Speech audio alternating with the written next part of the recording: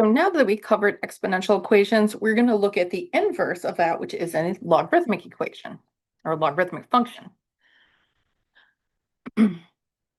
So we want to make sure that our x's are going to be positive values and our b's are also positive values, but we also want to make sure that's not equal to 1. This goes back to exponential equations again.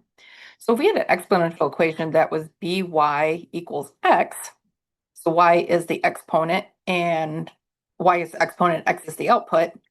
The inverse of that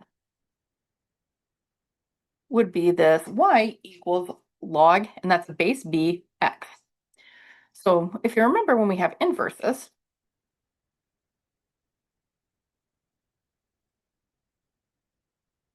we were doing inverses before. So if I gave you something like y equals 2x plus 3, we said that the inverse of that, all we had to do is just switch your x and your y. So x would equal 2y plus 3. And then we would solve that to get the new equation. This is a similar idea. The problem that we have here is that we don't have necessarily an algebraic way to express the inverse of your exponential equation is really kind of what the issue is here. So what we have here is something we call a transcendental. So we kind of have to make this new function that is, we know what this function is supposed to do, but we don't have something like 2x plus 3 to describe it. Or we don't have something like f of x is equal to 3x. This is a little harder to describe. So this log base b is actually a description of your function. So the function f of x equals log base b of x is a logarithmic function with a base b. The logarithmic functions are inverses of exponential functions. So if we had something like 2 raised to the power of 3, we know that is 8.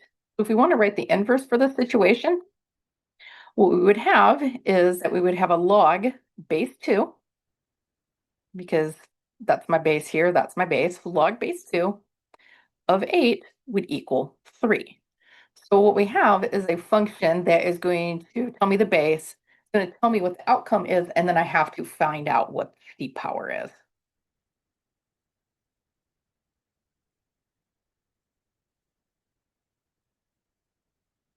So that's partly the purpose of making a logarithmic function, is just to help us find exponents.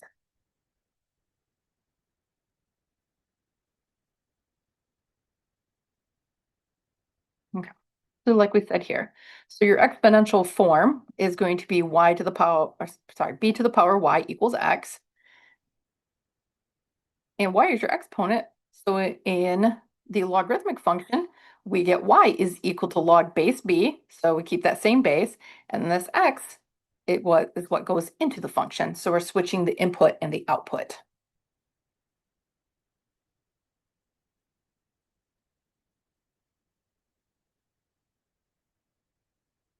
So we want to write each equation in its equivalent exponential form. Just to go back again, if we had y equals log base b of x, then the inverse equation is going to be b to the power y equals x. So remember, what your y is that is actually your exponent on the base. So we have 3 equals log 7 of x. Then what we know is that this is my b, this is my y, and of course this is still my x. So what we would have is 7 raised to the power of 3 would give me that x.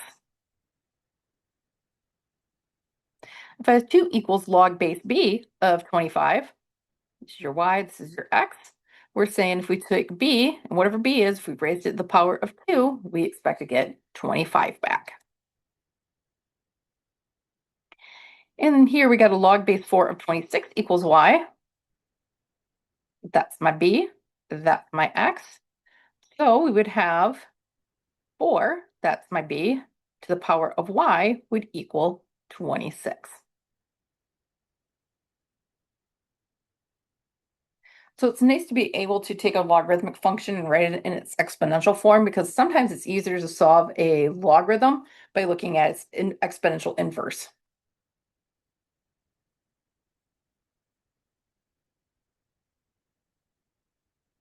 So here we want to write each one of these logarithmic forms and their, exponential forms and their equivalent logarithmic forms. So b to the power of y equals x.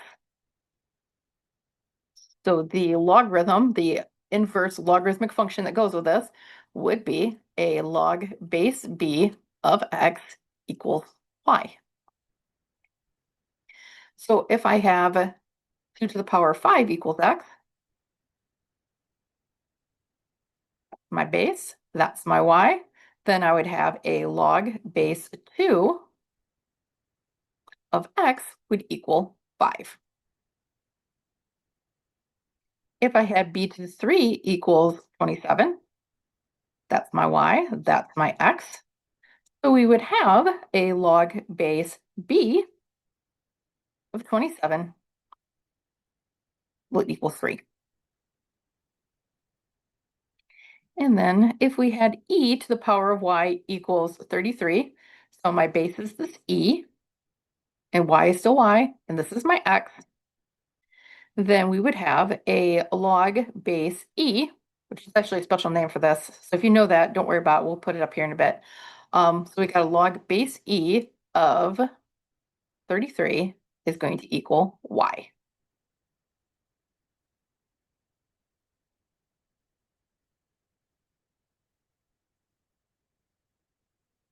Okay, so you just have two of these right now for your worksheet. So you want to take log m of 32 equals 5 and write it in its exponential form. And then you want to take 5 to the power of n equals 125 and write that in its logarithmic form. So take a moment and work on that. Okay, so we got the conversion up here again. So this m, so my log base m, that's my base b. So we know we have m. And then the power, it has to be the y. So the power will be the 5. And that's going to give me 32. So m to the power of 5 is 32. If you didn't know this one, what works here is, I believe it's 2 to the power of 5. Second, the 2, 4, 2, 8, 16.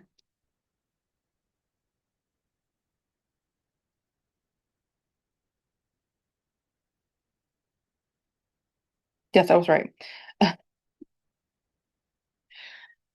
So just to put this in here, maybe to make this a little clearer, so that m would actually be 2. So we know if we did log base 2 of 32 equals 5, that's equivalent to saying if I take 2 and I raise it to the power of 5, I'd get 32, which 2 to the power of 5 is 32. So like I said, all it's doing is it's just working that backwards. So it's taking the outcome, giving you the exponent. So here we got 5 to the power of y equals 125. So if we write this, we got a log base b, and b is now my 5. And then we need to take x, which is 125, and that is going to equal n. Just put this off the side again. So what that would have to be to make that work is 3. So 5 to the power of 3 is 125. So all we're saying is that if I have a log of base 5 and I have a number of 125, I have to put a 3 on that 5 to get it. So like I said, just giving you that exponent back.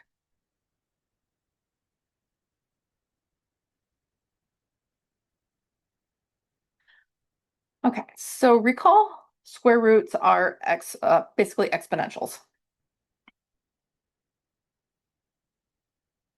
So if I have n square root of a is equal to a to the n, and n square root of a to the m is equal to am divided by n. Also recall the rules of exponentials pertaining to negative powers. A to the negative n equals 1 over a to the n, and a over b to the negative n equals a over b to the n. So what this is basically saying is that if I had the third root of 27, what I'm asking you for is 27 to the power of 1/3.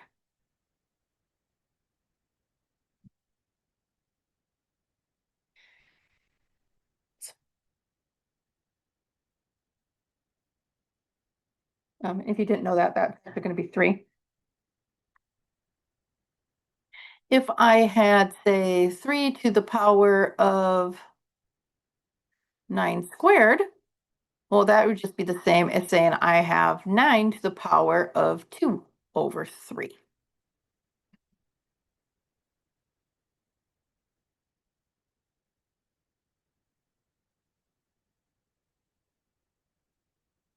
And that one's not going to come out to anything nice for us, but. So here, if I had, say, 5 and I raised to the power of -2, well, that is just 1 over 5 to the power of 2, or 1 over 25. And this is saying that if I had something like 1 over 2 to the power of, say, -3, then that would be 2 over 1 to the power of +3. Or in that case, we would just have 8 over 1, or just 8.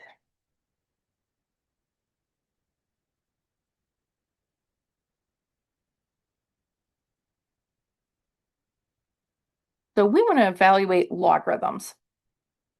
We know that I can rewrite this as a base 10, and there's some sort of mystery power, because this is going to equal x, right?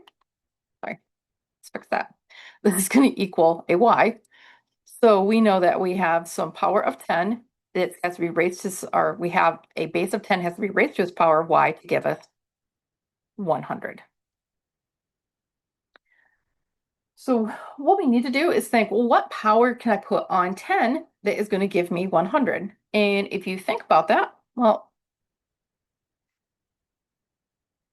10 squared is how I get 100. So y would just have to be 2 to make this work. So going back over here, that means that a log base 10 of 100 would have to simply just equal 2, because that is the power that I have to put on 10 to get 100.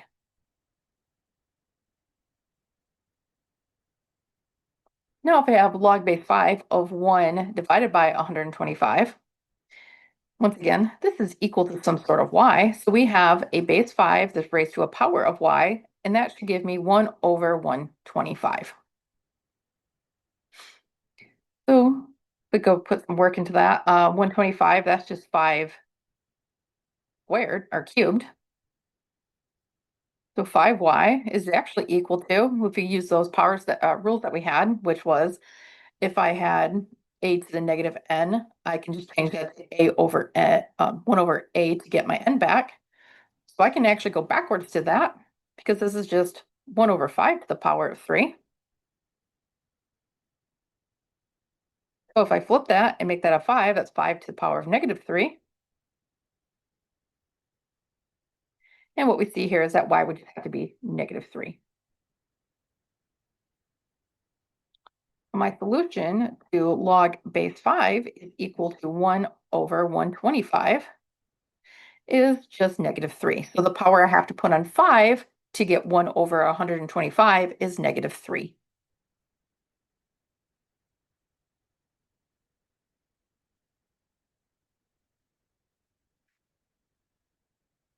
So same thing here. Like I said, just always set these to y's. And what we want to do is want to take log base 3 of 81. And so what power do we have to put on 3 to get 81? And that will be our y. Log of 36, log base 36 of 6. What would I have to do so that I would get, what power would I have to put on 36, sorry, to get that y back? And then log base 3 of 7 square root of 3. That one might take a little more thinking, but what power would I have to put on 3 to get 7 square root of 3?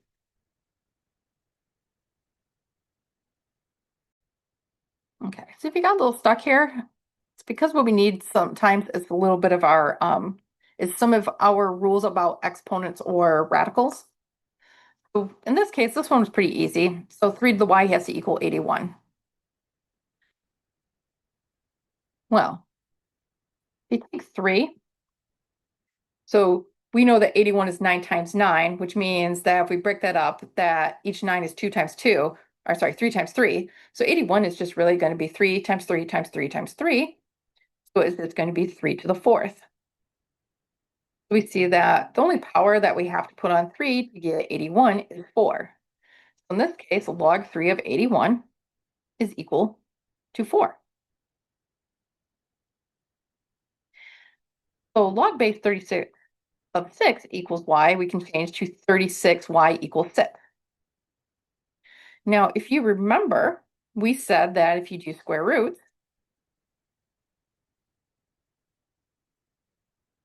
that square roots or any kind of root, they become exponents. So if I did a square root of a, that would just be a to the power of 1/2. So you may have noticed that 6 is just the square root of 36. And another way we can write that is 36 to the power of 1/2. So what we see here is that y is equal 1/2.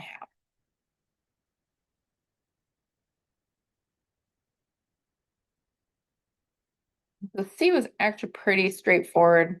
Might not seem like it right away.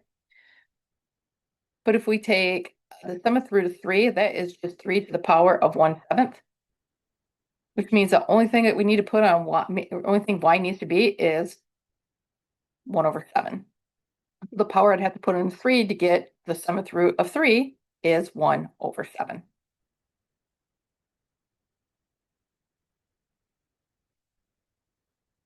Okay.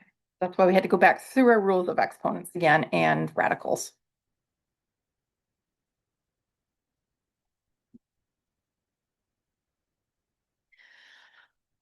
So just some basic properties we have. So log base b of b is always going to equal 1.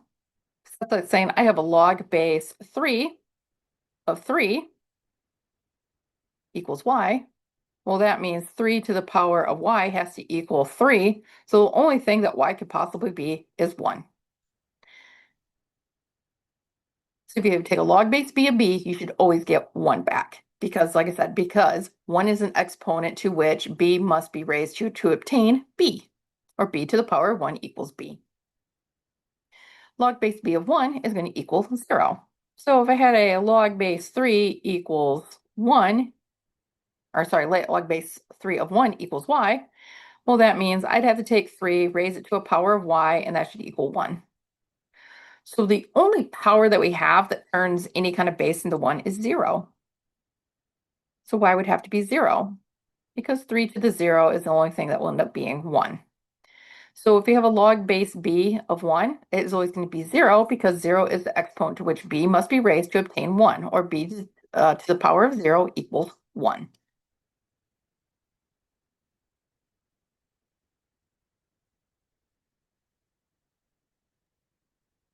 So just use those properties. If I have log base 9 of 9, we know this should just be 1, because the only power I can put on 9 to get 9 back is 1.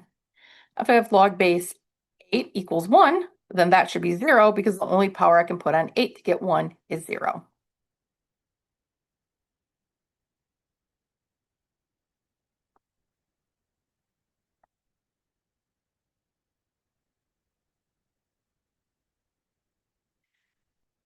Inverse properties.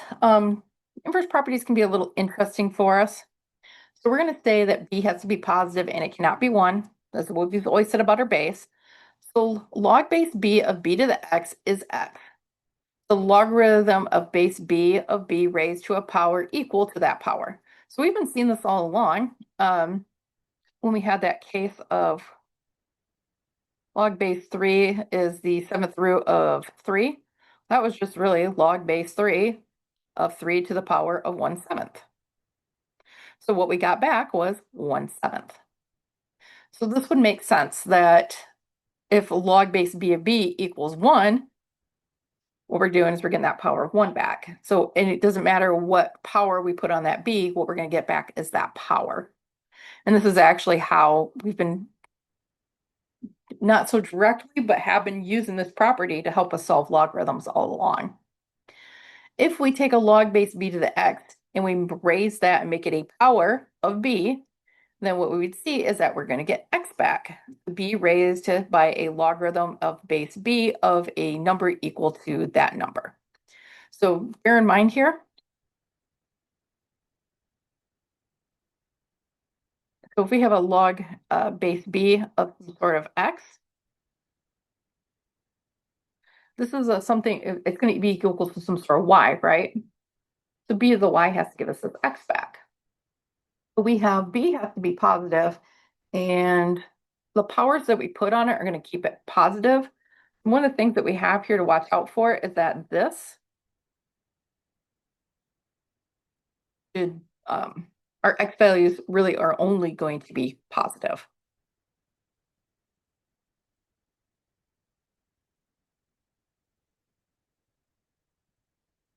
So that kind of means that when we look at this domain,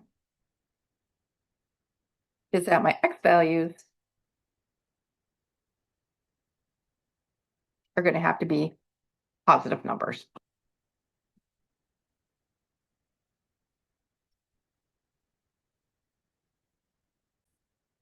That's worth mentioning because sometimes that causes some problems when we're trying to deal with problems with using inverses. So if I have log base 7 of 7 to the power of 8, we know that what I should get back is that 8. Because really, that's this is saying this is equal to y. That means there is a 7 to some power of y that equals 7 to the power of 8. So our only choice for y is 8.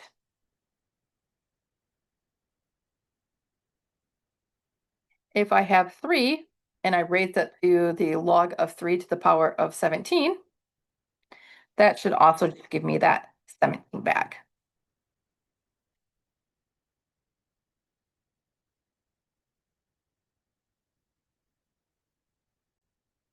I had a minor interruption there. Because once again, if I take this is a base b, so there's a log base 3, right?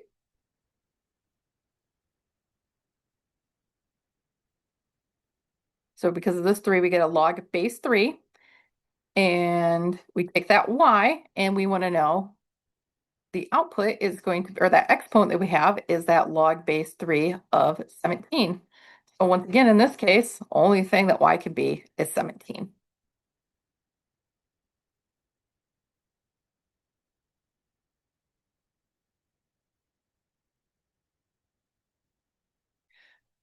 So take a moment. So some of these get a little more, they get a little more difficult as you go along. They might require a little bit more thinking in some cases, but you get a log base 4 of 4 to the y, a log base 3 of 9 to the x, and c log base c to the 5th. So two of these should be easy. One of them may require a little work. So we said log base b of b to the x gives us x back. We got log base 4. So there's my b. And then we get 4 again. So we get that b back of y. So what should come back? Not in this case like we had x, but this case we should just get y back.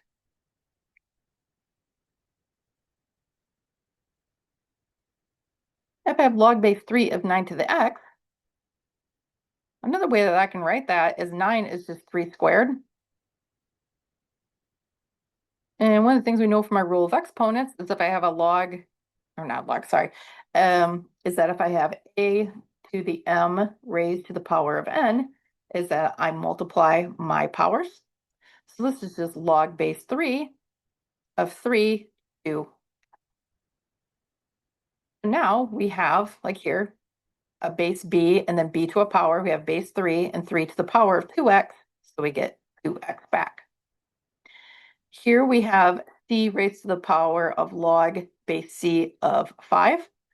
So if I have base b and then it becomes a power of b, we get x back. So we have c, a log base c that is a power of c, so we're going to get that 5 back.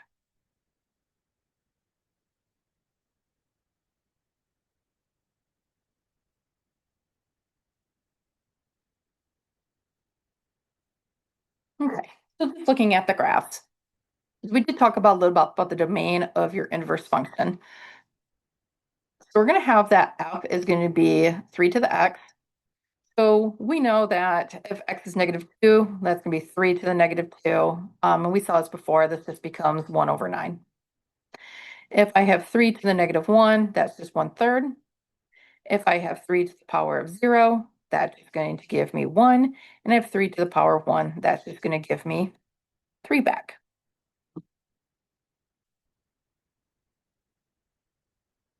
And we have a basic idea of what this is supposed to look like when we graph it. I lost my place for a second. 1, 2, 3. So this is what, show that one more time.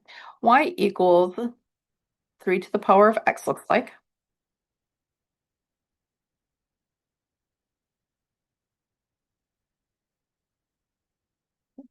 Trying to get that to go a little smoother.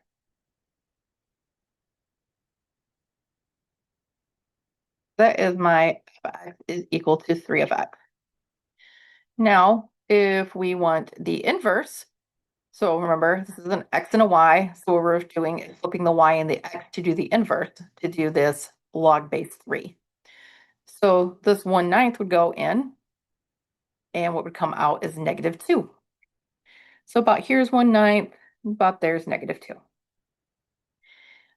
Here, x is -1, but my y is 1/3, so I have to flip it for the inverse. So 1/3 would go into my log, and what would come out is -1. So basically I'm saying is I have log base 3 of 1/3, then the exponent I have to put on 3 would have to be -1.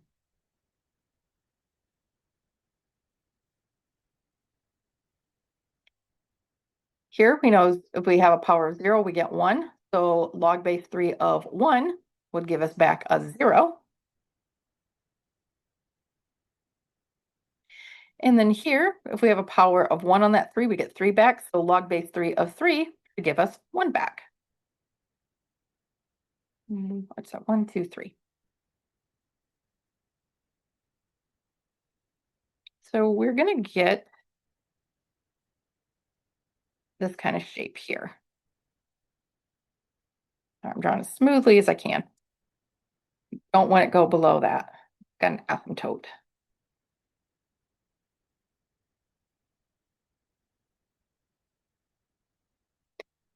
So we had saw this before. If we have inverses, inverse is reflective of this line, which is y equals x. So we're seeing that inverse because we had a point here that is at 1, 3, and that flips over here to a point that's at 3, 1. So we have that flip in our points. And one of the things to notice here is that we know that this here has a horizontal asymptote at y equals 0, but here we don't have that horizontal asymptote, we have a vertical asymptote. So that horizontal asymptote now has become a vertical asymptote at x equals 0.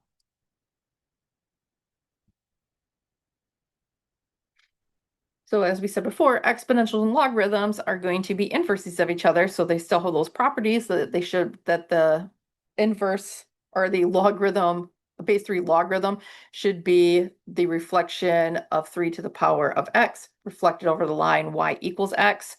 What was a horizontal asymptote for the exponential function now becomes a vertical asymptote for the logarithmic function. And as you see here, for the logarithm, I have to have all my x values are greater than 0 or positive. To make me do a little quick sketch over here of the graph again.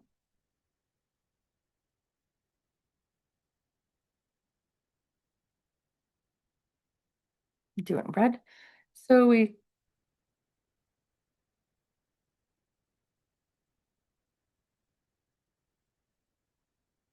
come up like this. So we have a point here where if we have a 0, 1 is where we cross right here. And then we had a point over here that would have been whatever our base is. So if we put in 1, we would get that base back. And this is going to be your y equals log base b of x. So the domain of your log base b of x is going to consist of all positive real numbers. So it's going to be all your x values have to be between 0 and infinity. When we look at the range, we see that the range, we keep going this way in y values, we keep going this way in y values. So our range is actually all real numbers. So this is the inverse of what we saw in an exponential function.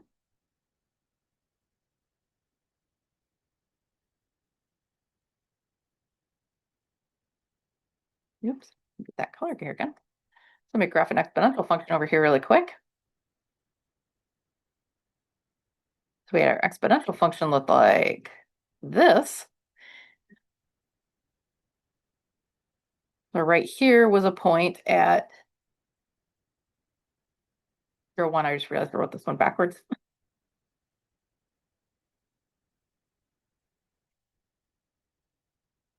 We have 0, 1 here, and then we would have a point over here that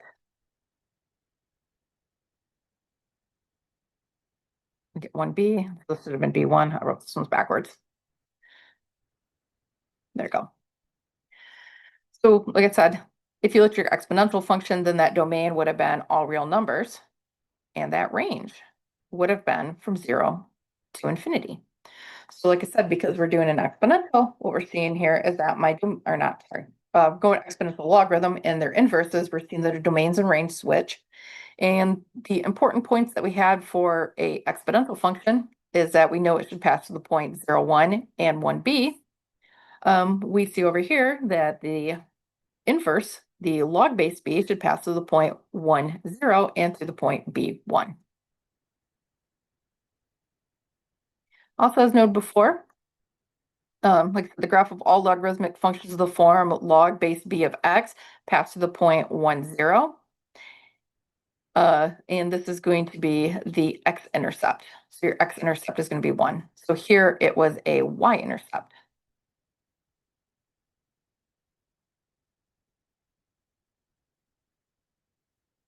Here we have an x-intercept at 1.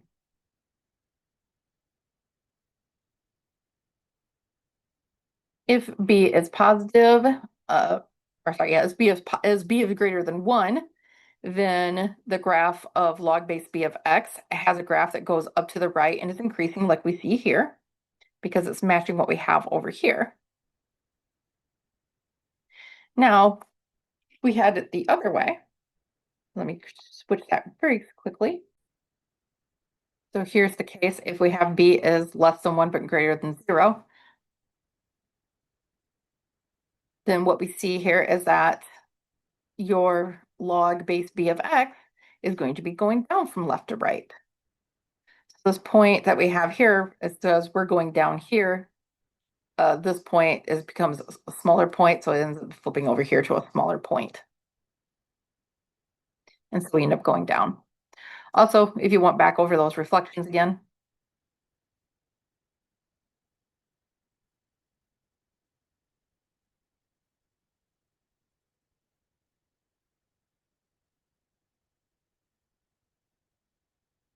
It was a little hard to see, but it's going to be that same reflection again. So we're just reflecting it once again over y equals x. And the other part of this to remember is that the graph of log base b of x approaches but does not touch the x-axis, or sorry, the y-axis.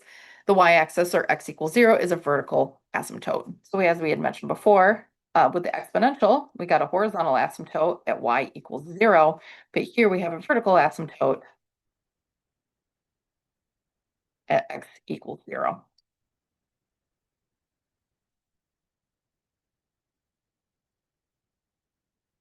So the domain of an exponential function of the form fx equals b of x includes all real numbers, and its range is a set of positive real numbers.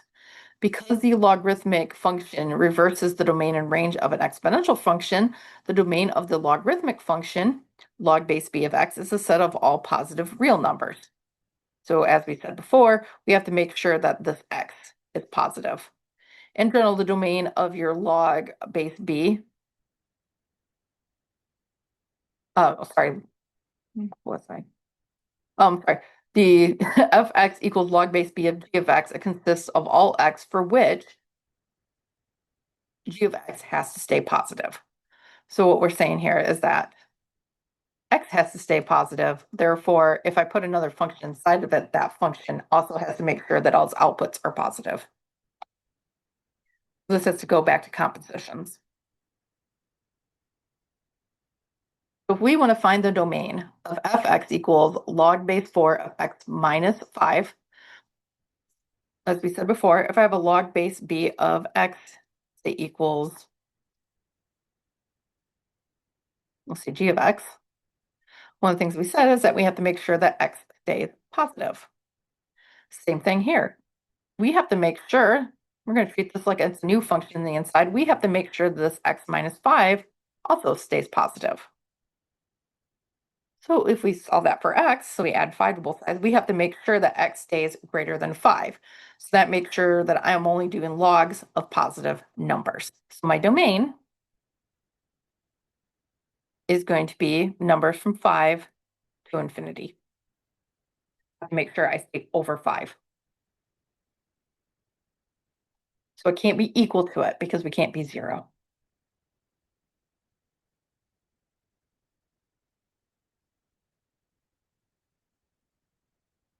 So we want to find the domain of log base 2 of x minus 2 plus 1 and then graph it.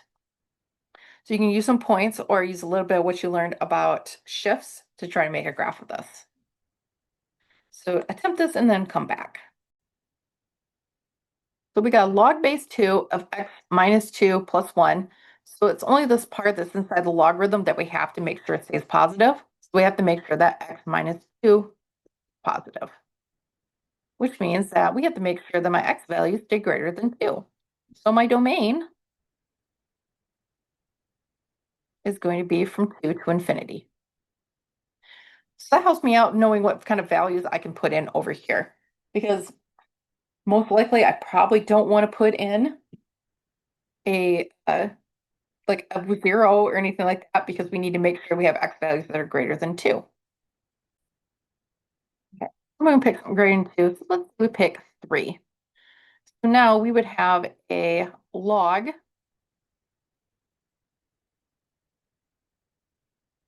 base 2 of 3 minus 2 plus 1. So that would just leave us with a log base 2 of 1 plus 1. So we know log to the power, what power to have to put on 2 to get 1 would actually be 0. So what I get here is I just get 1. So let's pick, so we'll look something's going to give me powers of 2. So let's pick 4. So I put in 4, I'm going to have a log base 2 of 3, or not 3, 4. 4 minus 2 plus 1, which is going to be a log base 2 of 2 plus 1. So log base 2 of 2, the power I put in 2 to get 2 back would just be 1. So we got 1 plus 1, that equals 2.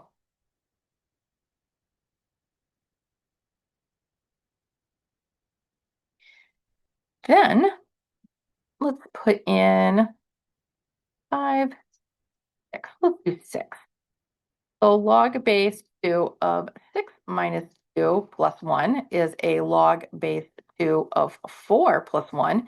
And the power I have to put on 2 to get 4 is just 2. So this is 2 plus 1, so this is going to be 3. So 4, 5, 6. I'm kind of seeing that shape here now. And now let's pick 10. So if I do log base 2 of 10 minus 2 plus 1, that would be a log base 2 of 8 to plus 1. And what power on 2 do I need? What power do I need to put on 2 to get 8? And that would be 3. So I get 3 plus 1, so this equals 4. Okay, 9, 10. So bear in mind that I can't have values that are going to be less than 2. So that means that we're going to put an asymptote at 2. Try that one more time. I don't know why I didn't hit. There we go.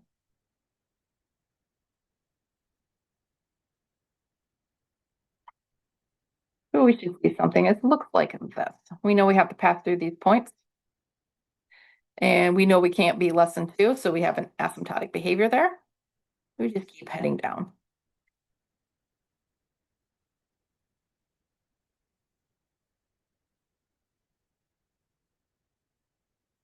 Wasn't intending to cross that, but stepping a little bit.